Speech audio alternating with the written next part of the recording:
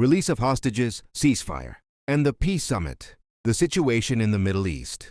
This Monday, the release of Israeli hostages and Palestinian prisoners is expected as part of the first phase of the peace plan outlined by Donald Trump. The U.S. president is in Israel this morning and will then travel to Egypt for the official signing of the peace agreement. Israel and Hamas will be absent. Afterwards, a summit called the Peace Summit will take place in Egypt. Egyptian presidency reveals phone call with Netanyahu. The Egyptian presidency revealed this Monday that it held talks with Donald Trump and Benjamin Netanyahu via a phone call. Both Palestinian President Mahmoud Abbas and Israeli Prime Minister Benjamin Netanyahu will take part in the Peace Summit to solidify the agreement to end the war in Gaza and reaffirm their mutual commitment to it, said a spokesperson for the Egyptian presidency. First bus with Palestinians crosses the border into Gaza. The first of 38 buses carrying Palestinian prisoners has already crossed the border and reached the West Bank, according to Reuters, citing a source involved in the operation. Macron guarantees France will have a role in Gaza's governance.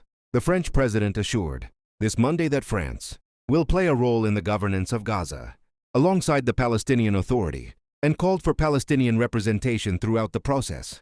In matters of governance, we will have a very special role in supporting the Palestinian Authority, ensuring that it has its share of responsibility, but also that it implements reforms for the day after, declared Macron.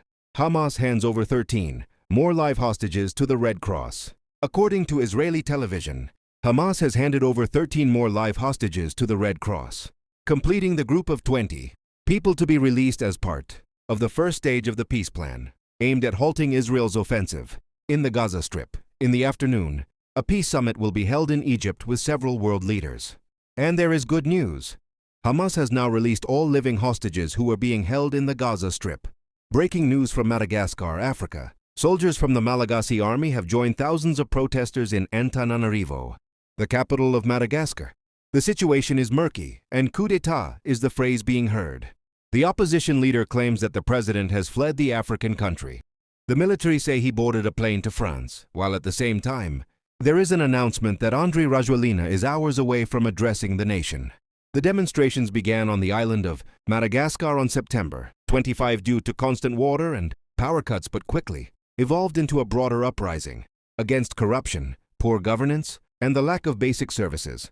The revolt mirrors recent protests against ruling elites in countries like Morocco, Nepal, Indonesia, and Peru, where the prime minister was forced to resign last month. Military joined protests in Antananarivo, Madagascar, an island of immense natural beauty, but today plunged into political chaos.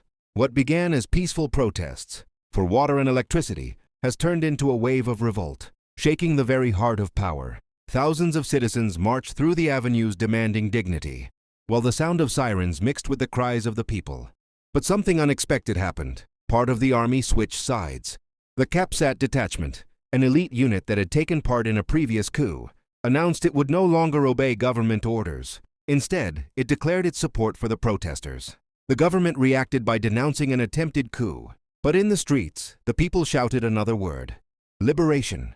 As tensions rose, the whereabouts of President Andry Rajoelina became a mystery. Military sources claimed he boarded a plane bound for France.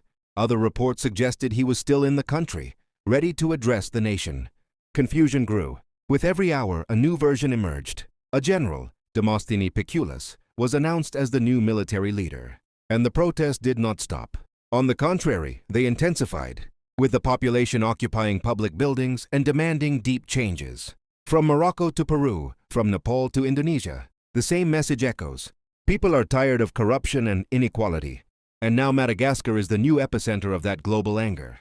The streets of the capital have become a field of uncertainty. There are deaths, there is fear, but there is also hope. The country's future hangs by a thread. Madagascar is living through one of the most decisive nights in its history. Coup or revolution? The world is watching, and the fate of the island will be written in the coming hours. Stay informed and join the conversation. Subscribe and share your thoughts in the comments below. Your voice matters.